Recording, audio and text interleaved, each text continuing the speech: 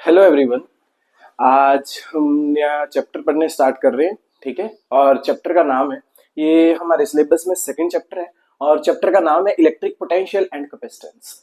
तो ये जो चैप्टर है हमारे पास, ये बेसिक जो हमारे पास दो आप देखोगे दो मेन टॉपिक्स हैं, इलेक्ट्रिक पोटेंशियल से रिलेटेड और हमारे पास कैपेसिटेंस से रिलेटेड।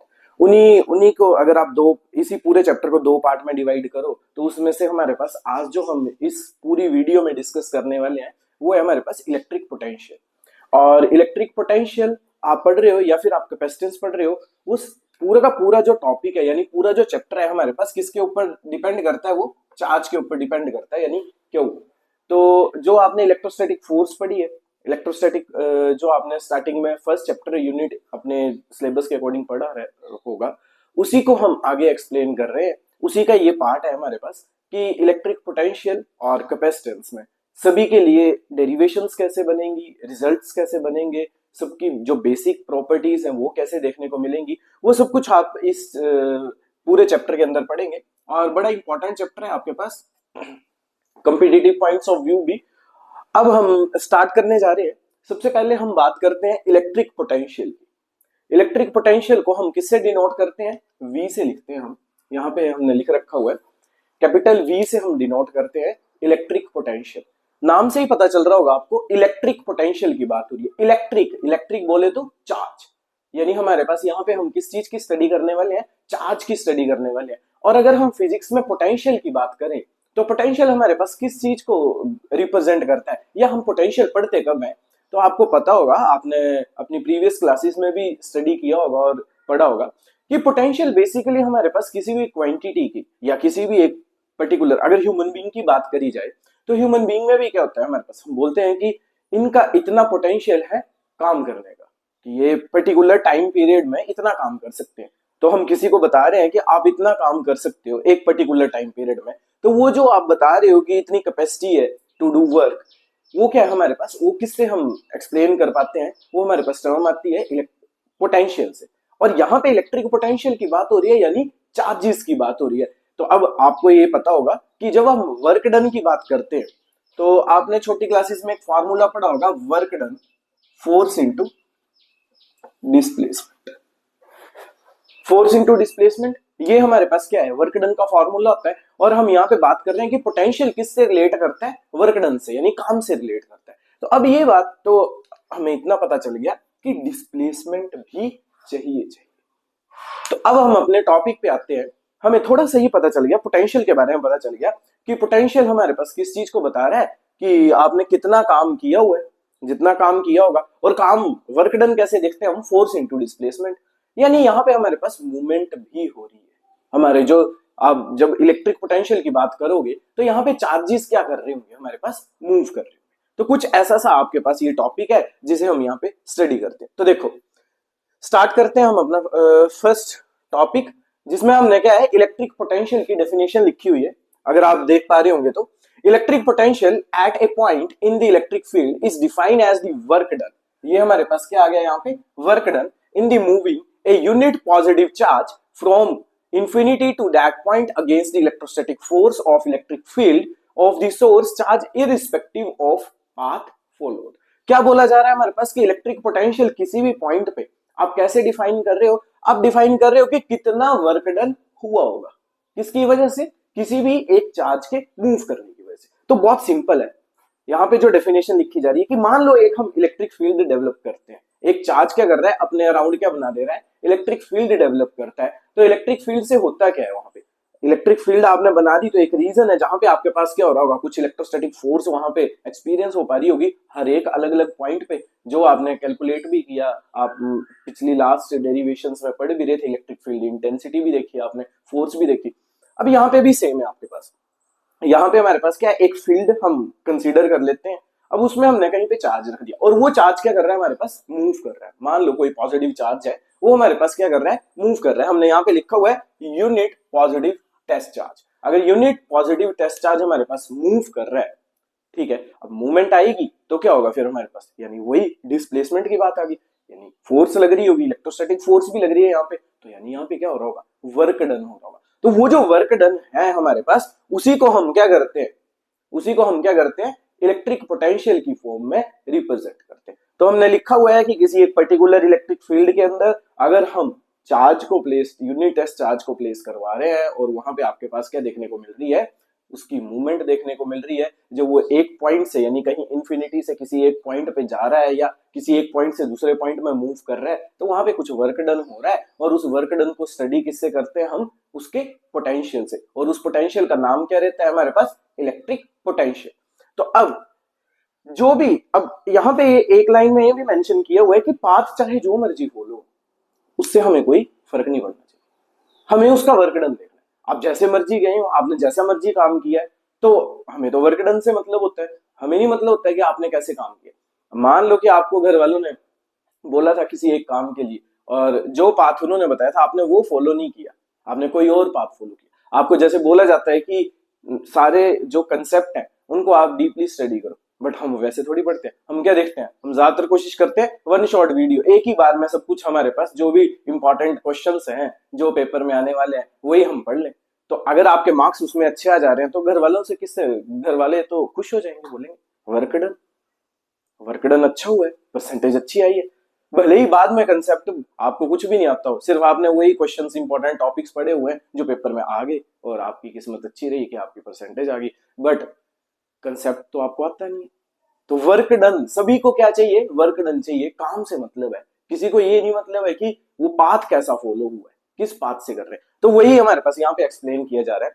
अब देखो यहाँ पे क्या लिखा है, इलेक्ट्रिक पोटेंशियल के लिए हमारे पास फॉर्मूला क्या बना, ये किस किस डेफिनेशन में, किस मेन क्वांटिटी के ऊपर वर्क कर रहा है, वर्क डिवाइड बाय, और वर्क करवा कौन रहा है, पॉजिटिव टेस्ट चार्ज। तो हमारे पास डेफिनेशन क्या बनती है इसकी, जो डेफिनेशन आपने बनाई है उसी से आप फॉर्मूला बनाओगे, और फॉर्मूला में क्या बोला जाता है, वर्क अपॉन चार्ज, कि वर्क अपॉन चार्ज आपके पास किस चीज को रिप्रेजेंट करता है, वो बताता है आपके पास इलेक्ट्रिक पोटेंशियल को। वही हमने यहाँ पे क्या लिखा हुआ है, EP electric potential equals to work upon charge. Electric potential को आप किससे डिनोट कर दोगे, वी से, मैंने आपको यहाँ पे भी बताया हम वी से डिनोट करते हैं, इक्वल्स टू वर्क डन।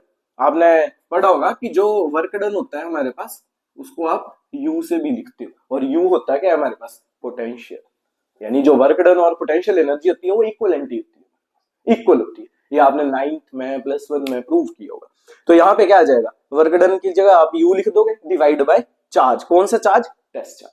तो ये हमारे पास इंट्रोडक्शन है इलेक्ट्रिक पोटेंशियल की, कि इलेक्ट्रिक पोटेंशियल देखा क्यों जाएगा।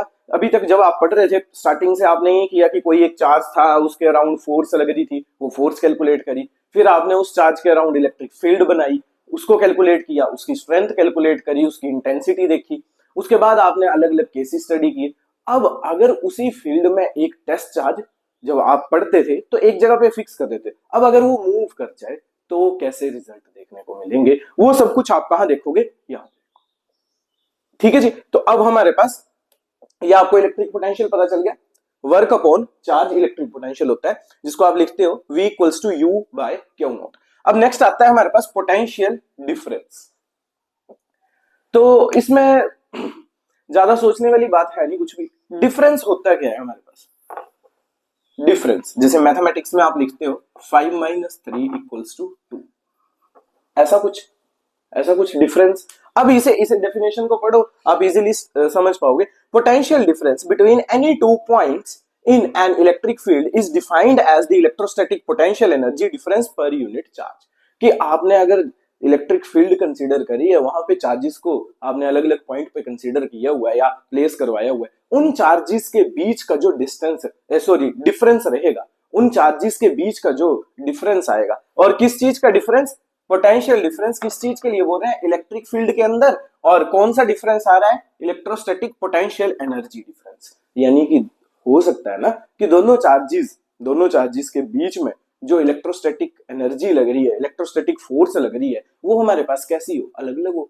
और उनके बीच में जो फोर्स अलग अलग लग रही है, अगर आप उसका डिफरेंस निकालते हो तो वो हमारे पास कौन सा डिफरेंस बन जाता है, वो कहलाता है हमारे पास पोटेंशियल डिफरेंस।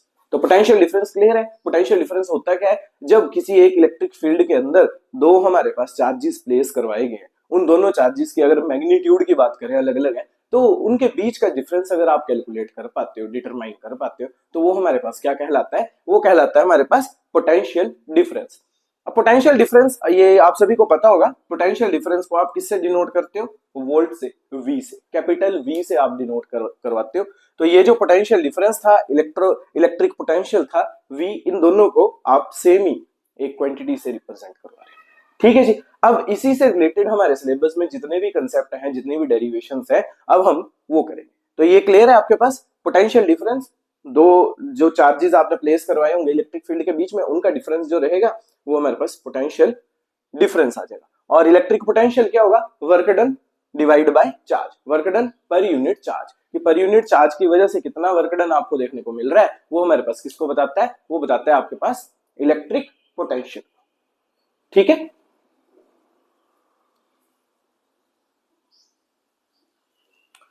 चलिए जी, अगला हम अपना टॉपिक डिस्कस कर रहे हैं।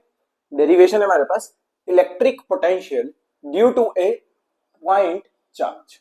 ठीक है, हम एक पॉइंट चार्ज कंसीडर करेंगे जिसकी वजह से आपकी किसकी वैल्यू फाइंड आउट करने की कोशिश करोगे या किसकी रिजल्ट बनाओगे? आप बनाओगे इलेक्ट्रिक पोटेंशियल का, electric potential due to a point charge. तो सबसे पहले फिगर देख लो आप, ये हमारे पास कोई चार्ज है, पॉजिटिव चार्ज हमने कंसीडर किया है प्लस क्यू। ठीक है, इसके बाद यहाँ पे हमने एक ए पॉइंट कंसीडर किया है और ये पी पॉइंट है हमारे पास। पी पॉइंट जब भी आपने पिछली डेरिवेशंस में कंसीडर किया होगा, वहां पे हम किसको प्लेस करवाते हैं? टेस्ट चार्ज को।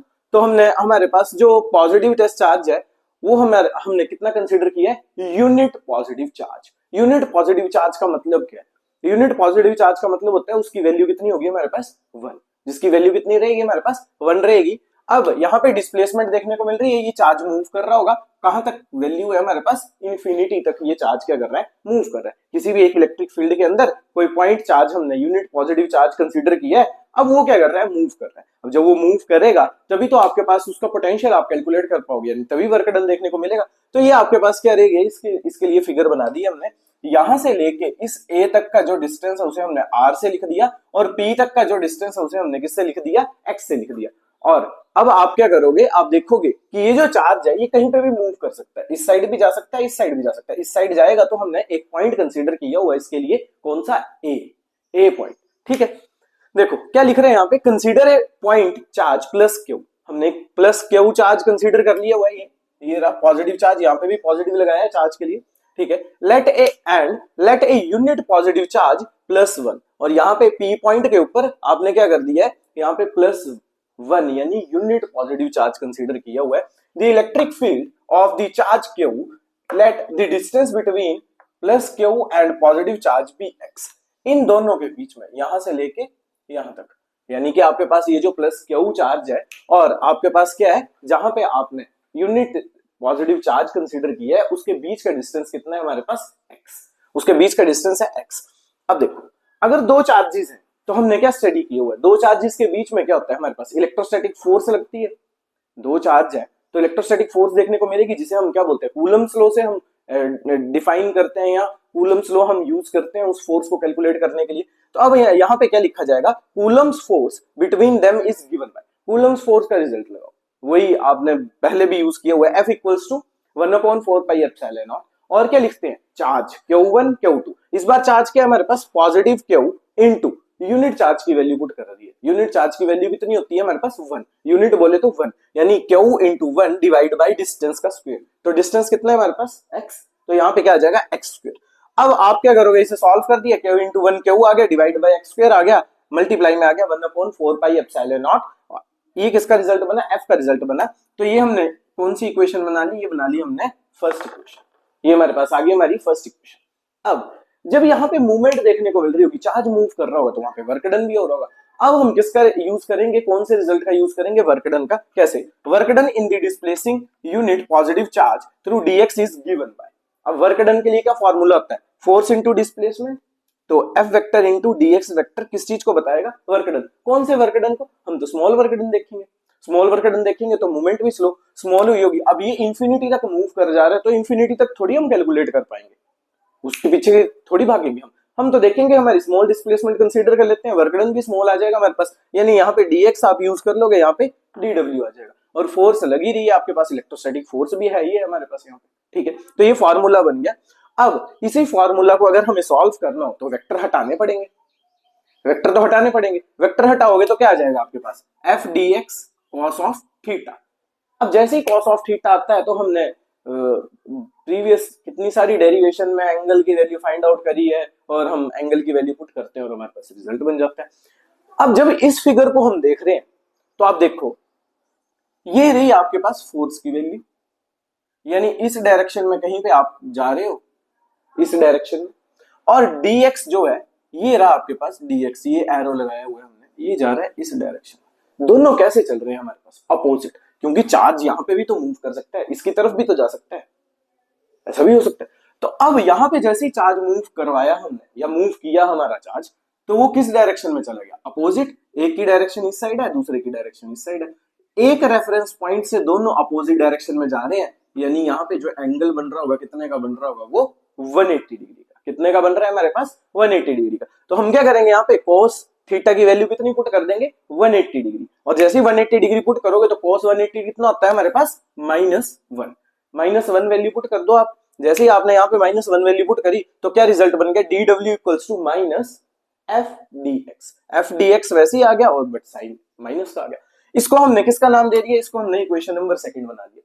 अब जैसे ही आपने इक्वेशन नंबर सेकंड बनाई है तो आप देखोगे यहाँ पे हमारे पास तो f के लिए रिजल्ट है, कूलम्स लॉ से आपने रिजल्ट बनाया हो ना फर्स्ट इक्वेशन, तो हम लिख देंगे put equation first in equation second. आपने क्या कर देना, यहाँ पे ये जो फर्स्ट इक्वेशन है उसको आप पुट कर दोगे सेकंड इक्वेशन में। अब जैसे ही आप पुट करते हो आपके पास क्या रिजल्ट बनता है, dw equals to -1/4πε0 q upon x square dx। ये आपके पास किसका रिजल्ट बन गया, ये बन गया आपके पास इस सेकंड इक्वेशन को मॉडिफाई करके, तो हमने इसका नाम दे दिया थर्ड। अब देखो आपने टोटल जो डेरिवेशन अभी तक करी है उसमें वैल्यूज पुट कर दी है। अब मेरे को चाहिए total work done, total work done आ जाएगा तो मेरे पास पोटेंशियल भी आ जाएगा। तो हम क्या कर सकते हैं, यहां से इंटीग्रेशन कर देंगे। अब हम इसे क्या कर देंगे, इंटीग्रेट कर देंगे। जैसे ही आप इंटीग्रेट करोगे आपके पास क्या बनेगा, यहाँ पे नेट नेट फाइनल रिजल्ट बन के आ जाएगा। ठीक है जी, तो किया क्या हमने, कूलम्स लॉ का यूज किया, वो लगाई, वर्क डन के फॉर्मूला लगाया, आपने एंगल देखा, मतलब वेक्टर हटाया और एंगल आ गया, एंगल की वैल्यू 180 डिग्री आई, उसको पुट किया, सॉल्व किया, और फर्स्ट इक्वेशन जो फोर्स की वैल्यू बनाई थी उसको आपने इस इक्वेशन में, वर्क डन वाली इक्वेशन में पुट कर दिया। पुट करने के बाद आपके पास एक तीसरी इक्वेशन बन के आ गई है। चलिए अब हम इसे इंटीग्रेट करेंगे।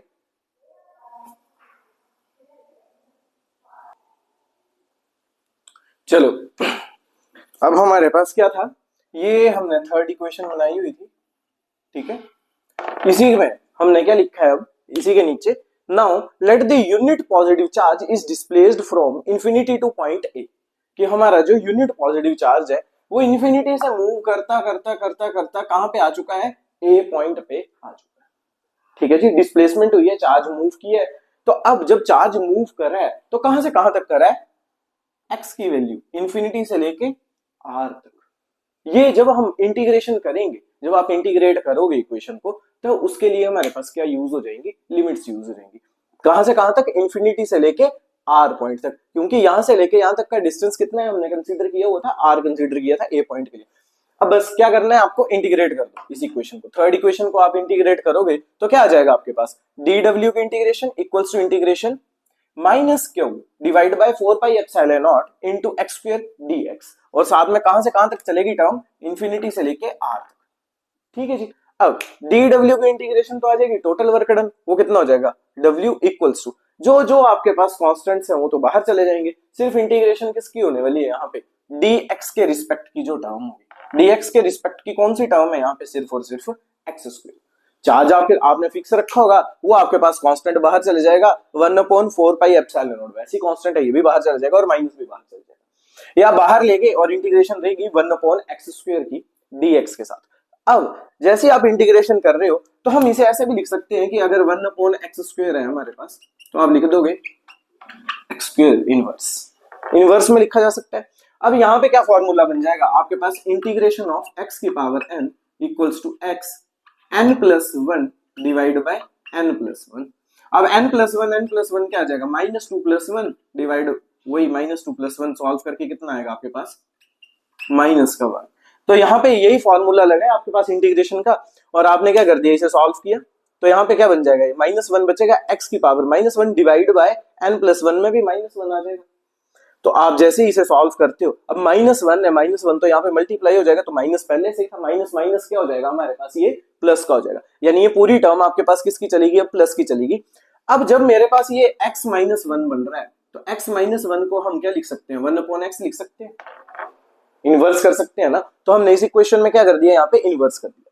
दोबारा से देख लो, ये x² था हमारे पास इनवर्स का, तो हमने क्या किया, इसकी इंटीग्रेशन करी, और इंटीग्रेशन का जो फॉर्मूला होता है वो क्या होता है, xn+1 डिवाइड बाय n+1, -2+1 क्या हो गया हमारे पास, -1 आ गया, नीचे भी -1 आ गया, -1 को माइनस से मल्टीप्लाई कर दिया, और हमारे पास ये किसका हो गया, पॉजिटिव का हो गया, और ये जो -x-1 था आपके पास, इसको आपने इनवर्स कर दिया 1/x की फॉर्म में लेके, तो ये आ गया आपके पास। अब हमें क्या करना होता है, जैसे इंटीग्रेशन होती है तो आपको पता है आप upper limit minus lower limit put कर देते हो, तो यहाँ पे अपर लिमिट आ जाएगी 1/r माइनस 1/∞, और 1/∞ क्या होता है हमारे पास, 0। जैसे ही आप वैल्यू पुट करोगे आपके पास क्या बचेगा, w = q/4πε0 divide by r। ठीक है जी, यहां तक इजी है।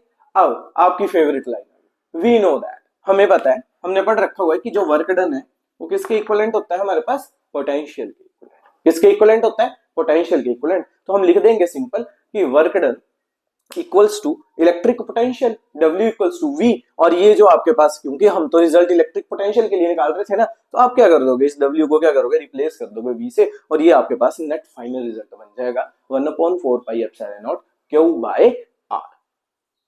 ठीक है जी, तो ये हमारे पास टोटल डेरिवेशन थी पॉइंट चार्ज के लिए। अब हमारे पास जो नेक्स्ट डेरिवेशन आएगी वो आएगी डाइपोल के लिए। अब डाइपोल के लिए कैसा केस बनता है, कैसी फिगर बनती है वो समझते हैं। ठीक है जी,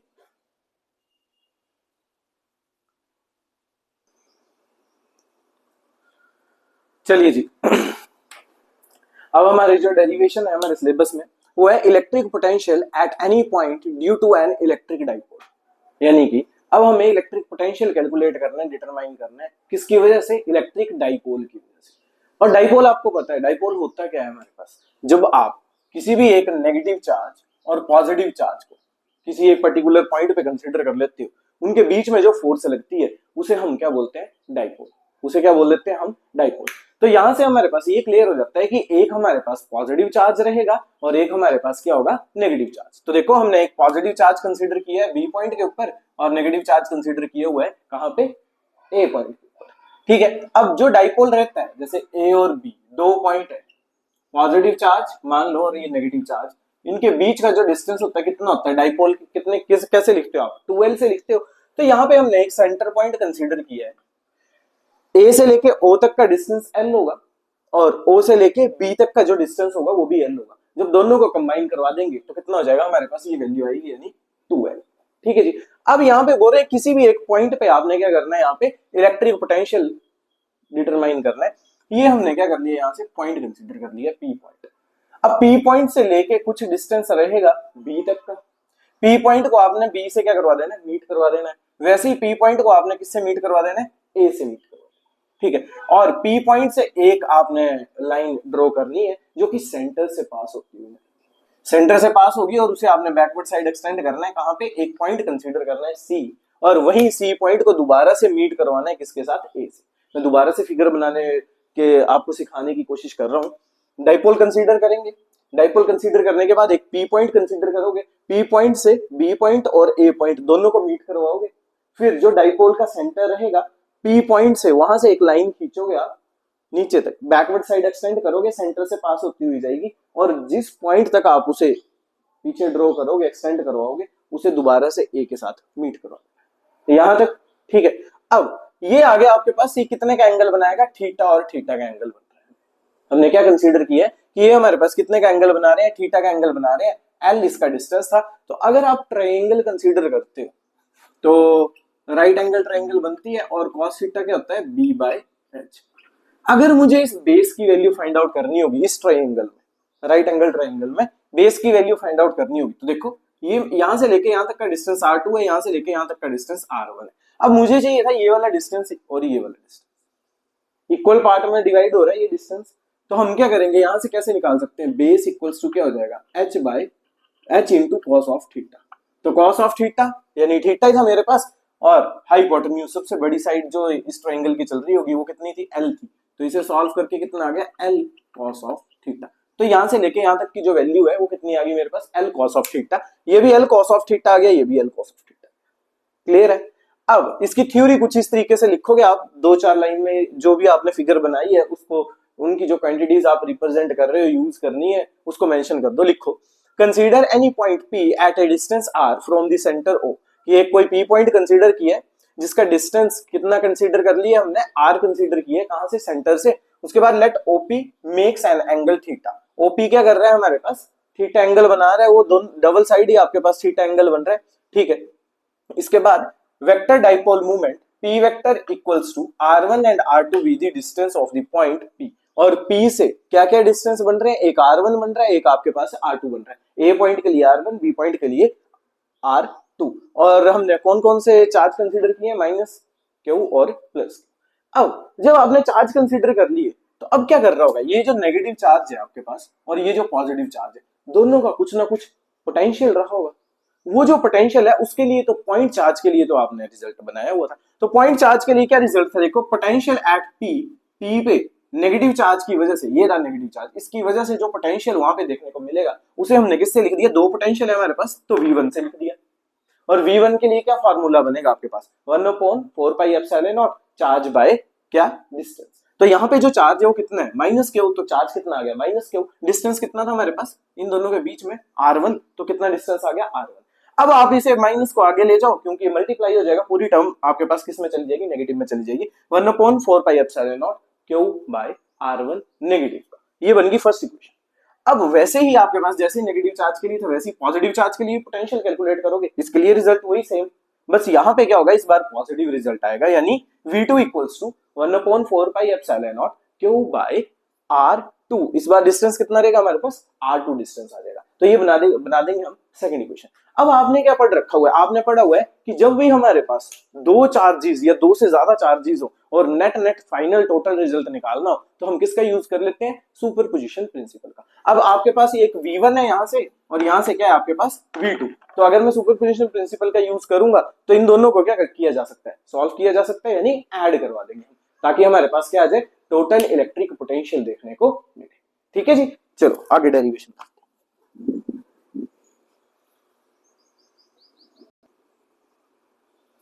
चलिए जी अब हम यहाँ पे सुपरपोजिशन प्रिंसिपल का यूज कर रहे हैं। तो आपने क्या बनाया है कि टोटल पोटेंशियल के लिए आप क्या करोगे, V1 के लिए एक रिजल्ट बना है, एक V2 के लिए बना है, दोनों को ऐड करवा दीजिए। तो यहाँ पे V1 की वैल्यू पुट कर दी है -1/4πε0 into q by r1 plus दूसरा रिजल्ट पॉजिटिव का था 1/4πε0 q upon r square. Sorry ये r स्क्वायर नहीं होगा यहाँ पे, ये रहेगा आपके पास r। ठीक है जी, r1 और r2। तो ये आपके पास एक रिजल्ट बन गया। अब यहाँ पे जो जो टर्म हम कॉमन ले सकते हैं, जैसे क्यू आपके पास कॉमन है, दोनों के पास है तो कॉमन ले लिया जाएगा, अपॉन में 4πε0 भी कॉमन आ जाएगा। यहाँ से बचेगा क्या, माइनस का 1/r1 प्लस 1/r2। तो इसे हमने कैसे लिख दिया, रीअरेंज करके, ये पॉजिटिव टर्म आगे लिख दी 1/r2 माइनस 1/r1। ठीक है जी, रीअरेंज किया, बाकी जो आपके पास कॉमन था उसे बाहर ले लिया और ये बन गई हमारे पास क्या, इक्वेशन नंबर फर्स्ट। अब इसके बाद क्या बोला जा रहा है हमारे पास कि जब ये फिगर आप देख रहे हो तो यहाँ पे ड्रॉ ए परपेंडिकुलर फ्रॉम ए से आप क्या करो, एक परपेंडिकुलर ड्रॉ करो विच meets the line OP. OP वाली जो लाइन आ रही है जहां पे मिल रही है वहां पे एक परपेंडिकुलर ड्रॉ करो, यानी ये 90 डिग्री का एंगल बनाएगा यहाँ पे। ठीक है, at C when produce backward also draw B perpendicular on OP. अब आप क्या करोगे कि आपके पास यहां से देखिए, ये देखो OP जो है यहाँ पे भी एक क्या करोगे, B से, यानी B पॉइंट से आप एक परपेंडिकुलर ड्रॉ करोगे जिसमें आप क्या नाम दे दोगे यहाँ पे, इसका D नाम। ठीक है, इसे हमने किससे रिप्रेजेंट कर देना है, D से लिख देना है। अब यहां से लेके यहां तक, O से लेके P तक का जो डिस्टेंस रहेगा उसे आप किससे लिखोगे, R से। ये कितना आ गया मेरे पास, R। अब हमें क्या सॉल्व करना है, हमें सॉल्व करना है ये वाला R2 का रिजल्ट और R1 का रिजल्ट, क्योंकि देखो जब तक R1 R2 की वैल्यू नहीं होगी तब तक आप डेरिवेशन सॉल्व नहीं कर सकते, ये तो कांस्टेंट थे तो बाहर चले ही गए हमारे पास। तो अब कैसे किया जाएगा, हम क्या कंसीडर कर लेते हैं, सबसे पहले R1 सॉल्व करते हैं।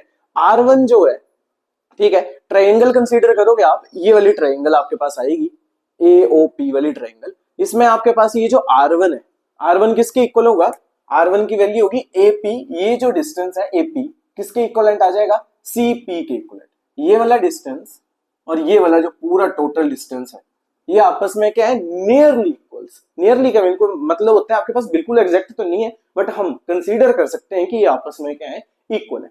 अगर ये इक्वल है, ये वाला जो R1 है, ठीक है, यहां से लेके AP का डिस्टेंस किसके इक्वलेंट है हमारे पास, हमने कंसीडर किया है CP के इक्वलेंट। अगर ये इक्वलेंट है तो ये जो R1 की वैल्यू है किसके इक्वल आ सकती है, OP प्लस OC। तो हमने क्या लिख दिया यहाँ पे, OP प्लस OC।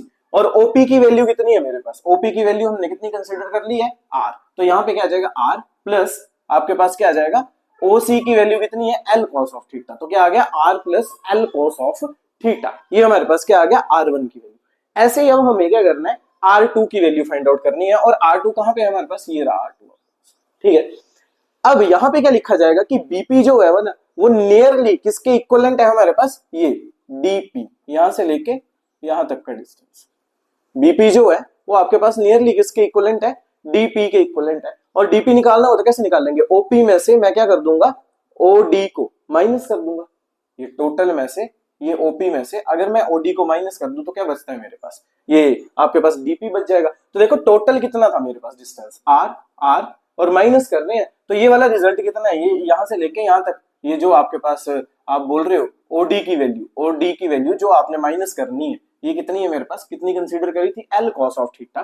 तो यहां से क्या आ जाएगा, L cos ऑफ थीटा। यानी एक बार आपके पास क्या हो रहा है, आप ऐसे भी याद रख सकते हो कि जब R1 कैलकुलेट करोगे आप तो R plus L cos of theta आएगा, जब R2 कैलकुलेट करोगे तो R minus L cos of theta आएगा। एक पॉजिटिव के लिए रिजल्ट, एक नेगेटिव के लिए। बस अब ये जो फर्स्ट इक्वेशन आपने बनाई थी, फर्स्ट इक्वेशन में रिजल्ट पुट कर दो, V equals to Q by 4 pi epsilon nought, ये सेम आ गया। R2 की वैल्यू पुट करो, R2 की वैल्यू यहाँ पे क्या आ जाएगी, आपने जो R2 के लिए रिजल्ट बना रखा है, R minus L cos of थीटा। तो R minus L cos of थीटा, बीच में क्या है, नेगेटिव साइन, नेगेटिव आ जाएगा, 1 upon R plus L cos of थीटा। ठीक है जी। अब ये क्या बन गया हमारे पास, ये फॉर्मूला बन गया A माइनस B और A प्लस B। तो ये क्या फॉर्मूला होता है हमारे पास, ये बनता है A square minus B square. ठीक है जी, A square minus B square का फॉर्मूला बन गया A minus B A plus B। तो आप इसे सॉल्व करो तो यहां से क्या आ जाएगा, R स्क्वायर यानी A square minus B square यानी L square cos square theta. ठीक है जी। अब जब आप इस पूरी टर्म को R square minus L square cos square theta को आप इससे क्या करोगे, डिवाइड करोगे, तो इसमें एक पॉजिटिव टर्म है, एक नेगेटिव टर्म है। स्टार्टिंग में नेगेटिव टर्म है तो नेगेटिव से नेगेटिव कट जाएगी, तो कौन सी बचेगी हमारे पास, पॉजिटिव टर्म। दोबारा से रिपीट कर रहा हूं कि हमने ये जो A square minus B square बनाया, इसमें एक पॉजिटिव टर्म है A प्लस B, एक नेगेटिव टर्म है A माइनस B। जब आप डिवाइड करोगे इस डिनोमिनेटर से, तो आपको क्या देखने को मिलेगा कि जो नेगेटिव टर्म है वो इसे क्या कर देगी, कैंसल आउट कर देगी इस टर्म को, बचेगी कौन सी, पॉजिटिव। तो पॉजिटिव लिख देंगे, यहाँ से माइनस आ जाएगा। दूसरी बार सेम आपके पास केस बनेगा जिसमें आप डिवाइड करोगे पॉजिटिव टर्म से, तो पॉजिटिव खत्म हो जाएगी तो नेगेटिव आ जाएगी आपके पास। ठीक है, तो आपको क्या देखना है, यहाँ पे पॉजिटिव खत्म हुई, नेगेटिव आई, तो माइनस था तो माइनस मल्टीप्लाई होके किसका बना दिया उसने, माइनस माइनस पॉजिटिव, प्लस की टर्म आ जाएगी R plus L cos of theta. समझ आया कि यहाँ पे नेगेटिव था ना, जब आपके पास आप यहाँ पे ऐसे लिखोगे, ये टर्म है ऐसे, अब क्या होगा, अब आपके पास क्या होगा, आप इसे सॉल्व करोगे, माइनस से मल्टीप्लाई कर दोगे, तो ये माइनस से मल्टीप्लाई होगा प्लस, तो ये माइनस का आ जाएगा और माइनस माइनस क्या हो जाएंगे, प्लस हो जाएंगे, ऐसा कुछ देखने को मिलेगा। अब ये माइनस का R और प्लस के R आपस में क्या हो जाएंगे, कैंसिल आउट हो जाएंगे। बचेगा क्या, यहाँ से L plus L cos of theta, L cos of theta कितना आ जाएगा, 2L cos ऑफ थीटा। ठीक है, 2 हो जाएगा, ये दोनों ऐड होके यहाँ से आएगा Q, यहाँ से आ जाएगा 4 pi epsilon not R square minus L square cos square theta. ठीक है जी। तो आपके पास ये एक अभी तक का लिए हमारे पास एक रिजल्ट बना है, ये फाइनल नहीं बना है, अभी हम इसे आगे सॉल्व करें। ठीक है जी।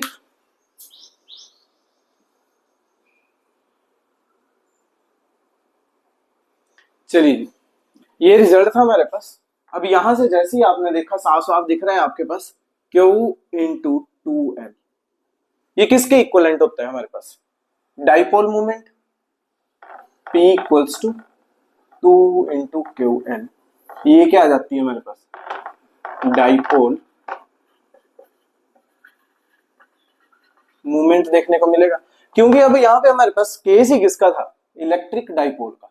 अगर डाइपोल का केस था तो P तो आएगा ही आपके पास, डाइपोल मूवमेंट तो आएगी। जैसे आपके पास ये रिजल्ट बनता है, आपने क्या कर दिया, यहाँ पे लिख देना है अपनी favourite line, we know that आपने लिखना है we know that, favourite line लिखनी है और उसके बाद इसे रिप्लेस कर देना है P cos of theta divide by 4 pi epsilon nought R square minus L square cos square theta. ठीक है जी, ये आ गई आपके पास सेकंड इक्वेशन। अब यहाँ पे केस ये बनता है इफ अगर आपके पास आर की जो वैल्यू है, जो आपने आर कंसीडर किया है, ये बहुत ही ज्यादा हो, किसके कंपैरिजन, इस डिस्टेंस के कंपैरिजन, एल के कंपैरिजन, तो क्या होगा, तो आपके पास ये जो टर्म है, ये जो टर्म चल रही है आपके पास L square cos of theta, ये निगलेक्ट हो जाएगी, सिर्फ और सिर्फ क्या बचेगा आपके पास, आर स्क्वायर बचेगा। तो आपके पास क्या रिजल्ट बन जाएगा, आप अगर इस केस को लिखते हो, वैसे तो आपकी डेरिवेशन यहाँ पे भी आप इसे एंड कर सकते हो, बट आगे के हमारे पास स्पेशल केसेस बन रहे हैं अब, तो आप क्या लिखोगे, if R is much much greater than L then v equals to p cos of theta divide by 4 pi epsilon nought into r square, क्योंकि l cos ऑफ थीटा की वैल्यू बड़ी कम है हमारे पास, तो वो हम क्या कर देंगे, यहाँ से निगलेक्ट कर देंगे, ये वाली वैल्यू निगलेक्ट हो जाएगी, तो आपके पास ये रिजल्ट बनेगा। अब अगर आपने इसी का cos थीटा हटा दिया मान लो, तो आपके पास क्या हो जाएगा, ये यूनिट वेक्टर आ जाएगा। सिंपल है हमारे पास, हमने क्या सीख रखा है, या तो एंगल लगाओ या तो यूनिट वेक्टर लगाओ, तो आपके पास यहाँ से यूनिट वेक्टर आ जाएगा और रिजल्ट क्या बन जाएगा, आप जैसे यहाँ पे लिखोगे तो ये वेक्टर फॉर्म आ जाएगी, P vector into R cap divide by 4 pi epsilon nought into R square, तो ये रिजल्ट बन गया। ये आपके पास टोटल रिजल्ट बन रहा है किसके लिए, electric potential at any point due to an electric dipole. इसका एक छोटा सा स्पेशल केस है, वो देख लो स्पेशल केस में क्या बता रहे हैं।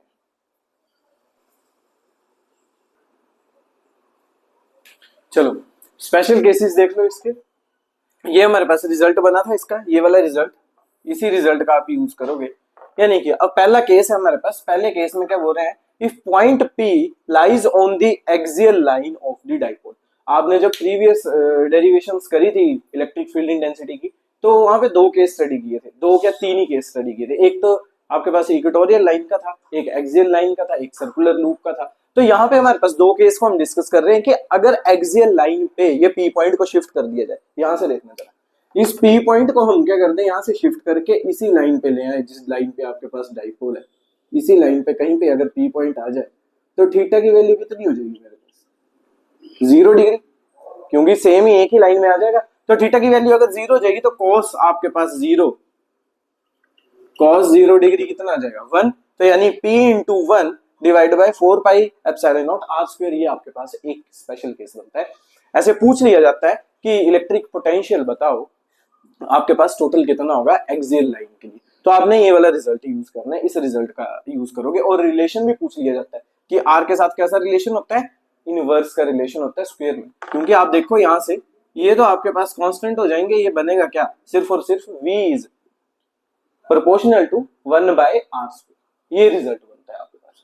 और आपको ये भी पता होनी चाहिए कि यहाँ से कोई डायरेक्ट डेरिवेशन या क्वेश्चन नहीं आने वाला है, यहाँ से एचपी बोर्ड फोकस कर रहा है सिर्फ और सिर्फ इस चैप्टर से आपके पास केस स्टडी आएगी 4 मार्क्स की, तो केस स्टडी के लिए आपको पूरा डिटेल में सब कुछ आना चाहिए। मान लो आपके पास एक केस स्टडी दे दी है जिसमें कहीं पे इसका यूज हो रहा है, तो फिर अगर स्पेशल केस आता होगा तो आपको केस स्टडी पढ़ने की कुछ जरूरत नहीं पड़ती, आप डायरेक्ट सॉल्व कर सकते हैं। दूसरा केस है अगर इक्वेटोरियल लाइन बने आपके पास, इक्वेटोरियल लाइन कब बनती है, जब यहाँ पे ये जो थीटा की वैल्यू है ये कहीं यहाँ पे हो, डायरेक्टली यहाँ पे पी पॉइंट हो, यानी थीटा आपके पास कितना होनी चाहिए 90 डिग्री, और अगर थीटा 90 डिग्री रहा तो cos 90 कितनी वैल्यू शो करेगा आपके पास 0, तो आपके पास v की वैल्यू भी कितनी हो जाएगी 0।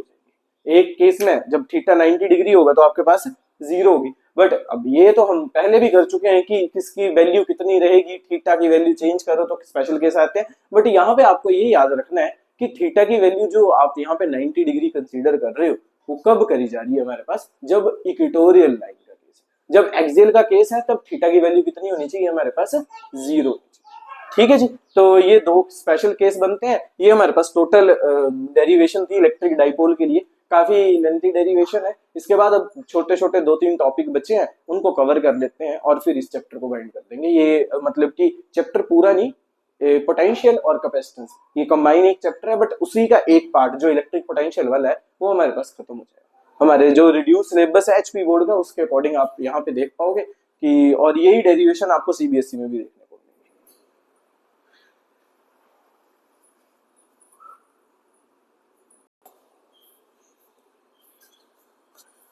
नेक्स्ट हमारे पास जो टॉपिक है, छोटा सा टॉपिक है, electric potential due to a group of point charges. जब भी आपके पास आपको पता है कि n नंबर ऑफ चार्जेस की बात होगी या ग्रुप ऑफ चार्जेस की बात होगी, तो वहां पे हम किसका यूज करते हैं, सुपरपोजिशन प्रिंसिपल।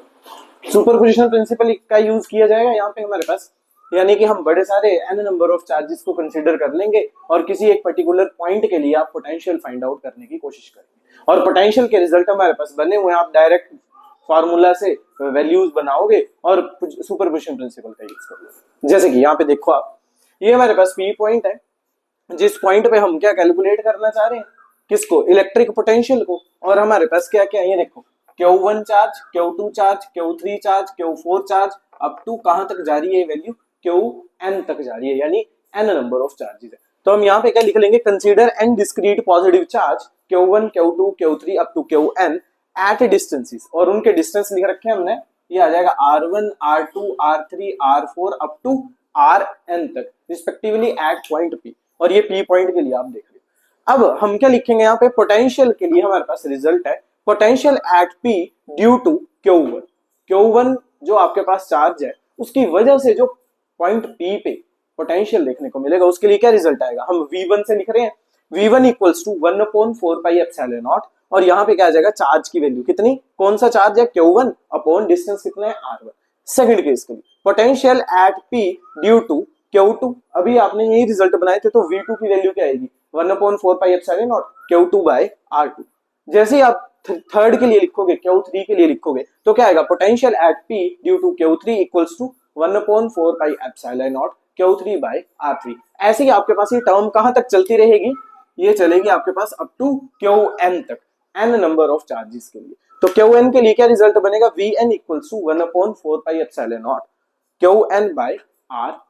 ठीक है जी। अब यहाँ पे आप क्या करोगे, आपके पास ये n नंबर तक वैल्यू जा रही है, तो आप लिखोगे according to superposition principle. Superposition principle का आप यूज करोगे तो क्या लिखेगा, लिखा जाएगा V equals to V1 plus V2 plus V3 up to Vn तक सबकी वैल्यूज को क्या कर दिया जाएगा, ऐड कर दिया जाएगा। और जैसे ही आप इन सबको ऐड करोगे तो आपके पास कुछ ऐसा सा रिजल्ट देखने को मिलेगा, V equals to total potential, क्योंकि हमें तो टोटल पोटेंशियल कैलकुलेट करने हैं P पॉइंट पे, तो सबका सम कर दोगे आप, 1/4 pi epsilon nought Q1 divide by R1 plus 1/4 pi epsilon nought Q2 divide by R2 up to कहां तक जाएगी वैल्यू हमारे पास, n टर्म्स तक, 1/4 pi epsilon nought Qn divide by Rn। अब जैसे ही आपने सम किया, तो आपको पता है मैथमेटिक्स में जब बड़ी सारी आपके पास अलग अलग वैल्यूज हो, उनका आप सम कर दो तो क्या वैल्यू देखने को मिलती है आपके पास,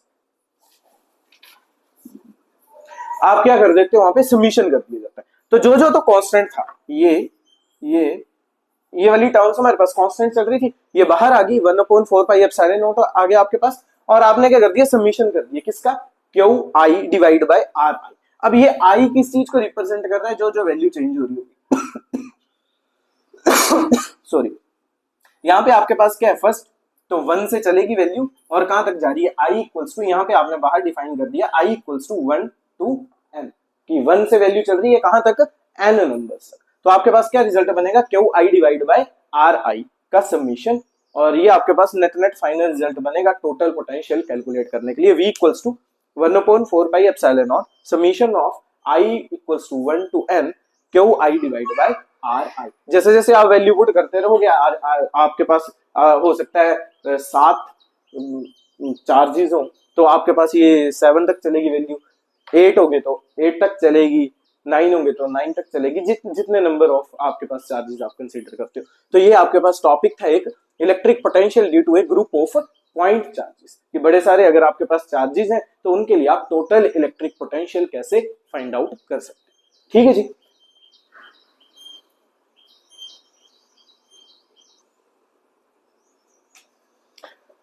अगला हमारे पास जो टॉपिक है, electric potential due to a group of charges in terms of their position vectors. अब आप किसके लिए कैलकुलेट करने वाले हैं, यहाँ पे इलेक्ट्रिक पोटेंशियल पोजीशन वेक्टर का यूज करोगे। बिल्कुल सेम डेरिवेशन है आपके पास जो आपने अभी पिछली वाली डेरिवेशन करी सुपरपोजिशन प्रिंसिपल की, बट यहाँ पे किसका यूज हो जाएगा, पोजीशन वेक्टर्स का यूज करेंगे हम। तो देखो कैसे होगा, हम क्या करेंगे, यहाँ पे फर्स्ट पॉइंट कंसीडर करते हैं, यहाँ पे चार्ज Q1, पोजीशन वेक्टर यानी उसका पोजीशन वेक्टर रहेगा R1, उसके बाद Q2, यहां से कितना आ जाएगा, R2 आ जाएगा, फिर P पॉइंट पे कोई टेस्ट चार्ज कंसीडर कर लेंगे, यानी R0 आपके पास वहां पे देखने को मिलेगा उसका पोजीशन वेक्टर, किसके लिए कैलकुलेट कर रहे हैं, ये आपने पहले भी जो पोजीशन वेक्टर्स वाली डेरिवेशंस करी होंगी बिल्कुल एज इट इज सेम है आपके पास, बिल्कुल सेम डेरिवेशन है। बस यहाँ पे क्या है कि आपने पोटेंशियल कैलकुलेट करना। फिर आपके पास यहाँ फोर्थ जो चार्ज आएगा Q3 Q4 Q2 ऐसे वैल्यूज चलेंगी। अब आपको क्या देखना है, देखो यहाँ Q1 से लेके ये जो पॉइंट आपने कंसीडर किया यहाँ तक का जो डिस्टेंस रहेगा वो कितना आ जाएगा, ये देखो R2 माइनस R1, ये वाला जो टोटल डिस्टेंस है यहाँ से लेके यहाँ तक कितना है R2 माइनस R1, ये वाला जो डिस्टेंस है वो कितना आएगा R0 माइनस R2, क्योंकि R0 है आपके पास, और यहाँ से लेके यहाँ तक का डिस्टेंस फोर्थ के लिए आ रहा है तो R0 माइनस R4। अगर बीच में कहीं पे थर्ड पॉइंट होता तो वो डिस्टेंस कितना आ जाता आपके पास R0 minus R3, fifth point होगा तो R0 माइनस R5। तो यहाँ पे लिख लेंगे हम let R1 vector R2 vector up to Rn be the position vectors of charges Q1 Q2 up to Qn, कि जितने चार्जेस हम कंसीडर कर रहे हैं Q1 Q2 Q3 up to Qn तक उनके पोजीशन वेक्टर्स हैं R1 R2 R3 up to Rn तक। उसके बाद हम कोई P पॉइंट कंसीडर कर रहे हैं, ये वाला जो P पॉइंट है आपके पास ये रहा P पॉइंट, ठीक है, उसका जो पोजीशन वेक्टर है वो कितना है हमारे पास R0। अब आप क्या कैलकुलेट उसके बाद लिखेंगे कि हम कैलकुलेट करते हैं इलेक्ट्रिक पोटेंशियल। अब जैसे इलेक्ट्रिक पोटेंशियल कैलकुलेट करोगे तो पोटेंशियल को V से लिखा जाएगा, और बड़े सारे अगर n नंबर ऑफ चार्जेस है सुपरपोजिशन का यूज करके आप क्या कर दोगे, सबका सम कर दोगे। सम कैसे आएगा 1/4 pi epsilon nought Q1 divide bye क्या डिस्टेंस, और डिस्टेंस कितना आएगा फर्स्ट चार्ज के लिए Q1 के लिए डिस्टेंस कितना आएगा यहाँ तक Q0 तक, जो ये आपके पास यहाँ से लेके यहाँ तक है, ये टोटल डिस्टेंस कितना आएगा R0 minus R0 vector minus R1 vector, second के लिए R0 minus vector R0 vector minus R2, third के लिए R0 माइनस R3, अब तो ऐसे ही चलती रहेगी। लास्ट में हमारे पास n नंबर ऑफ टर्म्स के लिए आप क्या लिख दोगे R0 vector minus Rn vector, और सबको सॉल्व करो। तो सबको सॉल्व करके ये आपके पास जो है 1/4 पाई एप्सिलॉन नॉट ये कॉमन आ जाएगा बाहर, समीशन करोगे फर्स्ट से वैल्यू जाएगी up to n number of terms के लिए, आप समीशन में यहाँ पे मेंशन कर दोगे, बिल्कुल सेम कर रहे हैं हम, क्यू आई आ जाएगा आपके पास यहाँ से 1 2 3 4 5 6 अप टू n तक, तो क्यू आई आ जाएगा, यहाँ पे ये चेंज हो रहा है हमारे पास आर नोट सबके लिए सेम रह रहा है तो यहाँ पे आर नोट सेम आ जाएगा, माइनस आर एन तक वैल्यू जाएगी, यानी यहाँ पे आपके पास क्या देखने को मिलेगा, आप इसे आर आई वेक्टर से लिख दोगे कि ये वैल्यू आपके पास क्या हो रही है, चेंज हो रही है 1 2 3 4 5 6 up to n number of. तो ये जो आपके पास रिजल्ट बना, ये फाइनल रिजल्ट बना किसके लिए, पोजीशन वेक्टर के लिए। तो सिंपल है, जो आपने किसके लिए देखा भी सुपरपोजिशन प्रिंसिपल के लिए रिजल्ट बनाया था वही है, बस यहाँ पे आपने पोजीशन वेक्टर्स का यूज कर लिया। ठीक है, अब हमारे पास नेक्स्ट कंसेप्ट है इक्विपोटेंशियल सरफेस का। तो छोटा सा आपके सिलेबस में अभी जो इंपॉर्टेंट टर्म्स हैं या इंपॉर्टेंट कंसेप्ट है वही हम पढ़ रहे हैं, क्योंकि मैंने आपको पहले भी बताया कि यहाँ से हमारे पास क्या आने वाला है, केस स्टडी ही आने वाली है। तो आप अगर बड़ी सारी डेरिवेशंस के पीछे भागोगे तो फायदा है नहीं, जो इंपॉर्टेंट आपके सिलेबस में दे रखा है हम वही डिस्कस करेंगे। ठीक है जी, तो नेक्स्ट टॉपिक देखते हैं।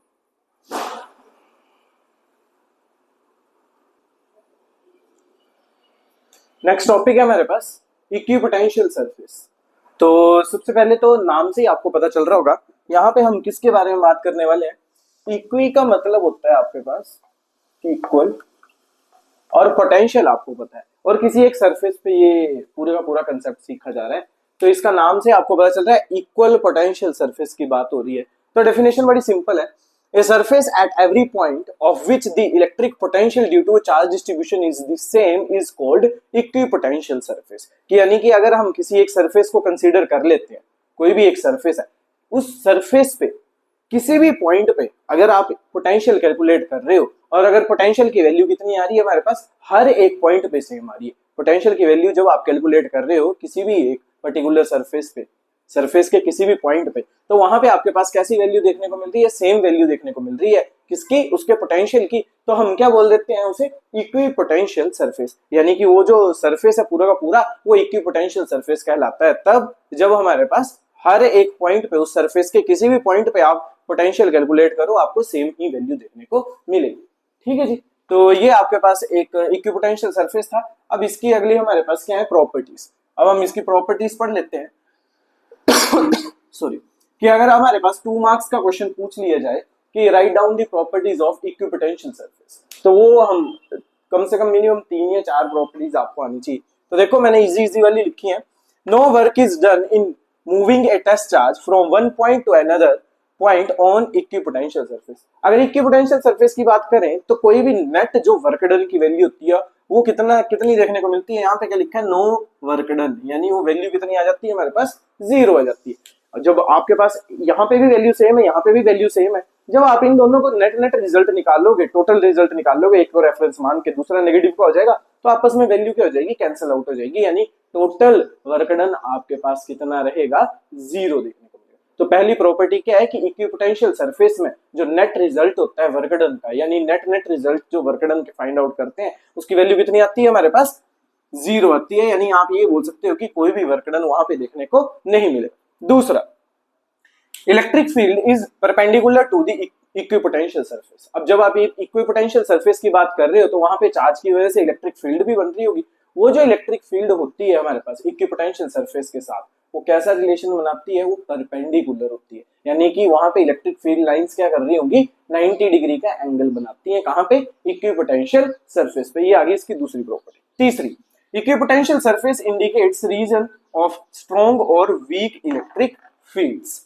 इक्विपोटेंशियल एक ऐसा सरफेस आपके पास देखने को मिलता है जो किस चीज में हमारी मदद करता है, वो हमें बताता है कि यहाँ पे आपके पास क्या है, स्ट्रॉन्ग इलेक्ट्रिक फील्ड है या वीक है, या किस पॉइंट पे कितनी वैल्यू है इलेक्ट्रिक फील्ड की। तो ये इसकी एक और प्रॉपर्टी आ गई। लास्ट है, two equipotential surfaces can not intersect, कि दो इक्विपोटेंशियल सरफेस को अगर आप उनके इंटरसेक्शन पॉइंट देखो या इंटरसेक्ट करवाओ तो इंटरसेक्ट नहीं करवा सकते। तो ये आपके पास टोटल 4 प्रॉपर्टीज मैंने आपको बता दी, ये आपने लर्न करनी। ठीक है, पहला हमारे पास है कि कोई भी वर्क डन नहीं होता है अगर इक्विपोटेंशियल सरफेस में कोई चार्ज आपके पास मूव कर रहा है तो। दूसरा आपके पास है कि इलेक्ट्रिक फील्ड जो होगी इक्विपोटेंशियल सरफेस से कैसी होती है, परपेंडिकुलर होती है। तीसरा हमने पढ़ा है कि ये हमें किस चीज के बारे में इंडिकेट करता है, किस चीज के बारे में बताने में मदद करता है कि स्ट्रॉन्ग इलेक्ट्रिक फील्ड है या वीक इलेक्ट्रिक फील्ड है। और लास्ट हमने ये पढ़ा कि इलेक्ट्रिक फील्ड जब बनती है तो वहां पे इक्विपोटेंशियल सरफेसेस एक दूसरे को कभी भी इंटरसेक्ट नहीं करते। तो ये 4 आपने क्या कर लेने हैं, 4 प्रॉपर्टीज इसकी लर्न कर लेनी है। अब इसके बाद हमारे पास 2 बिल्कुल छोटे छोटे से टॉपिक हैं जो कि बिल्कुल ऐसे डेरिवेशन टाइप है नहीं, छोटा सा एक फॉर्मूला बनेगा बड़ी मुश्किल से और उसकी थ्योरी पूछ ली जा सकती है पेपर में। तो उनको जल्दी से एक बार स्टडी कर लेते हैं, उनको डिस्कस कर लेते हैं और फिर हम अपनी वीडियो को बाइंड अप करते हैं। ठीक है,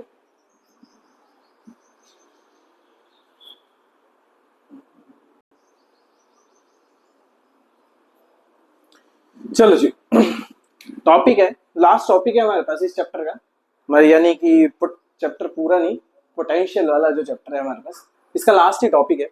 सिलेबस में आपके पास एचपी बोर्ड के सिलेबस में स्पेशली मेंशन है ये टॉपिक, पता नहीं क्यों इसमें ना तो कोई डेरिवेशन है बट फिर भी उन्होंने बोल रखा हुआ है आपको इस कंसेप्ट के बारे में। Potential energy of charges in an external field, ऐसे टॉपिक है कि एक्सटर्नल फील्ड पे आपको क्या करना है, पोटेंशियल एनर्जी कैलकुलेट करनी है चार्जेस की। अब इसके 2 केस बनते हैं, एक तो बनता है सिंगल चार्ज के लिए और एक बनता है हमारे पास 2 पॉइंट चार्जेस के लिए। तो सिंगल चार्ज के लिए देख लो, ये हमारे पास एक्स एक्सिस आ गई, वाई एक्सिस आ गई, और ये मैंने क्या कर दिया यहाँ पे एक्सटर्नल फील्ड पे कोई पॉइंट कंसीडर कर लिया पी पॉइंट, ठीक है, जिसका पोजीशन वेक्टर कितना है, आर वेक्टर।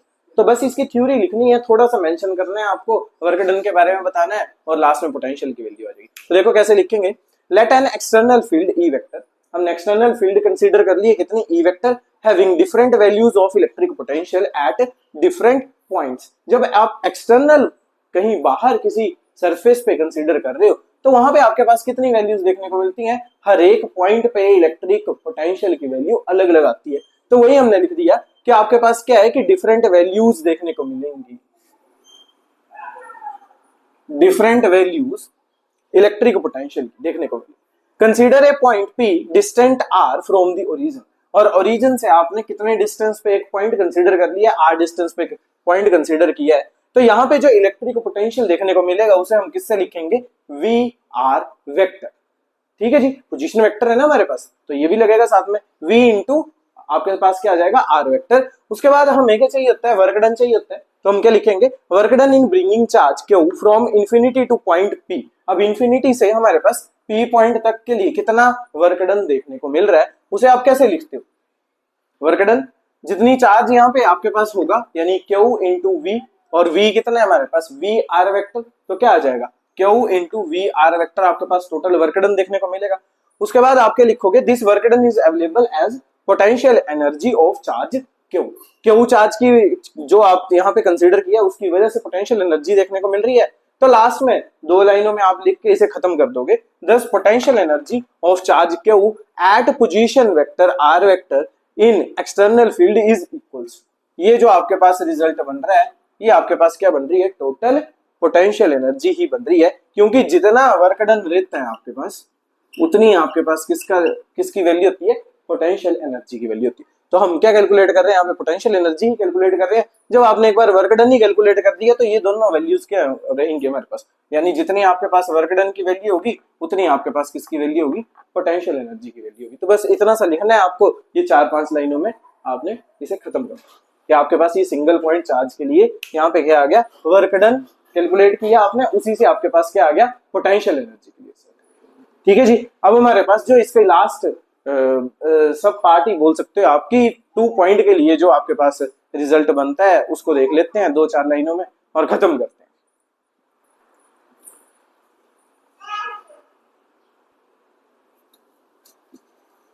अब हमारे पास है potential energy of charges in an external field, किसके लिए, 2 चार्जेस के लिए।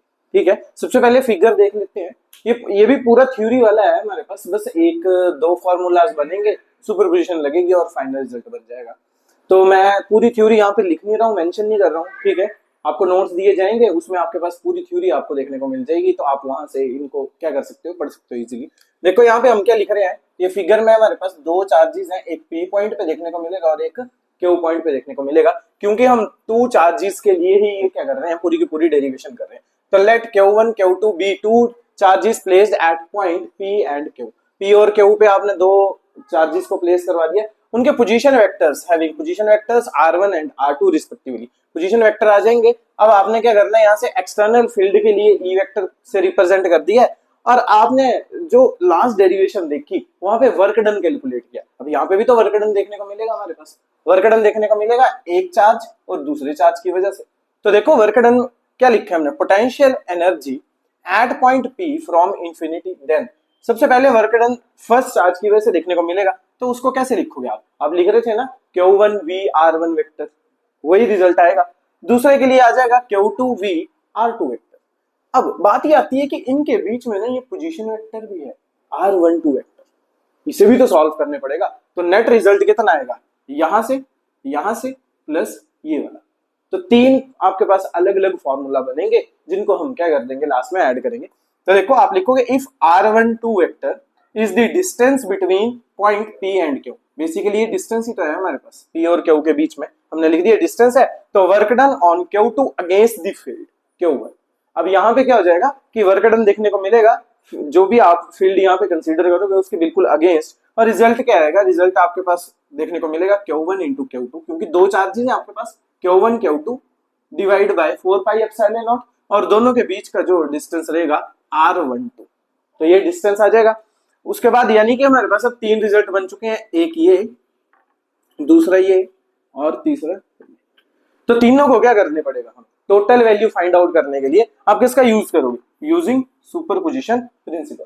सुपरपोजिशन प्रिंसिपल लगा दोगे, टोटल पोटेंशियल एनर्जी कैलकुलेट करनी है, first result plus second plus third, इन तीनों को आप ऐड कर दोगे और ये आपके पास क्या आ जाएगा, टोटल फाइनल रिजल्ट यहाँ पे बन जाएगा।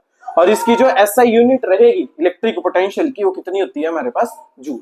इलेक्ट्रिक पोटेंशियल की जो SI यूनिट रहती है वो होती है हमारे पास जूल। तो ये जो आपके पास इलेक्ट्रिक पोटेंशियल वाला जो भी पार्ट था, जो टॉपिक था, वो पूरा का पूरा कवर हो चुका है HP बोर्ड के अकॉर्डिंग।